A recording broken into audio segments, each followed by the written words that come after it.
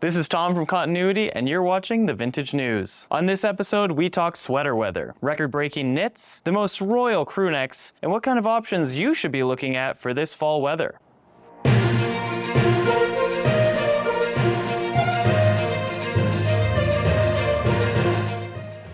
As we work towards the fall, temperatures are beginning to drop, and I think everyone's a little excited to wear more than just t-shirt and shorts. We've all got sweaters on the mind, and maybe that's why a record was broken for the most expensive knit ever sold this previous month. Previously, Kurt Cobain's mohair cardigan from his MTV Unplugged set was the most expensive ever sold, selling in 2019 for a whopping $344,000. It was missing a button, had some cigarette burns, some discoloration, and came with a note from his former nanny stating that she had received it in 1994. That cardigan, though, was dethroned by this knit sweater with the black sheep on it. Why so valuable? Well, it was worn by Princess Diana here at one of King Charles's polo matches in 1981. The sweater sold for an astounding $1.14 million at Sotheby's auction this past September, and it actually has a very funny story. Diana apparently wore the sweater a lot, and the original designers Sally Moore and Joanna Osborne of Warm and Wonderful were very stoked, as Diana wearing this made their profits soar. For all you kids, this is kind of like when Travis Scott wore a center swoosh.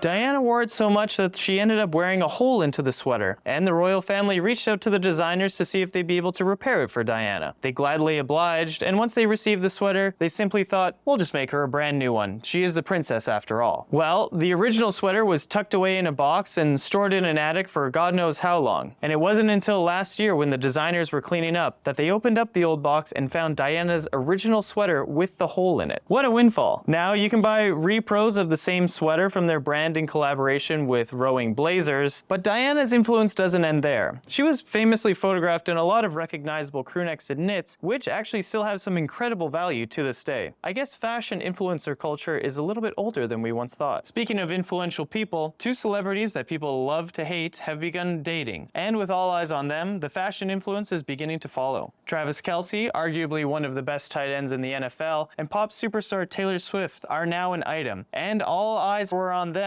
before, during, and after the most recent Kansas City Chiefs game. While Kelce was wearing a wild outfit designed by Kid Super, Taylor was seen wearing a Kansas City Chiefs windbreaker and, get this, New Balance 550s in the Chiefs colorway. Now, Taylor's shoes aren't anything spectacular. The 550s have been very popular with, well, her crowd for quite some time, but the most surprising thing is that exact colorway that Taylor wore has not shot up in price since the weekend, which means either the hype is officially dead, or Taylor Swift doesn't have the fashion influence that people seem to think. Our bet is that Taylor is going to soon wear some vintage Kansas City Chiefs merch, so I'd maybe hold on to it for a little bit longer until maybe she wears the piece. Who knows, might go up in value. Today's episode is brought to you by From Another.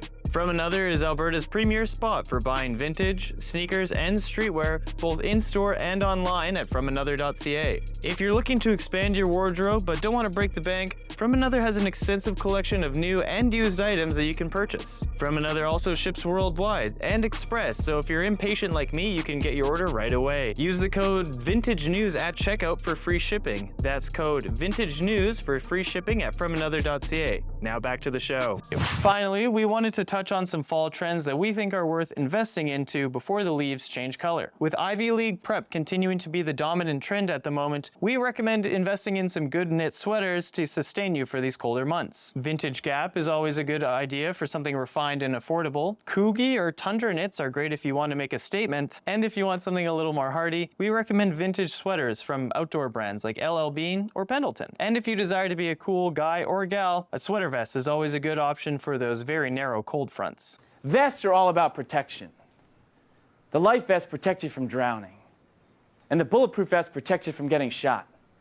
And the sweater vest protects you from pretty girls. Cropped workwear jackets will likely continue to be the dominant fall jacket, with prices on the Carhartt Detroit continuing to skyrocket in price. However, for a more affordable alternative, check out other workwear brands like Dickies, GWG, or Key Apparel for that nice cropped jacket that won't break the bank. Lastly, you're going to want to break into your dad's closet because leather jackets are back, baby. While there are many different types of the leather jacket, if you want to be a bit more daring and look like James Dean, check out the motorcycle bicycle jacket with the double zip. Now these are tough to pull off and they're not for everybody, so make sure you try it on and style it correctly. However, if you want to keep it breezy and dress easily, we recommend just a normal full zip leather jacket, preferably without an elastic waist so you don't look like a 90s comedian. That's all for this episode of the Vintage News. As always, if you have something you think should be on the next episode, send me a message on Instagram @Continuity. This is Tom signing off for another episode. Thanks for watching.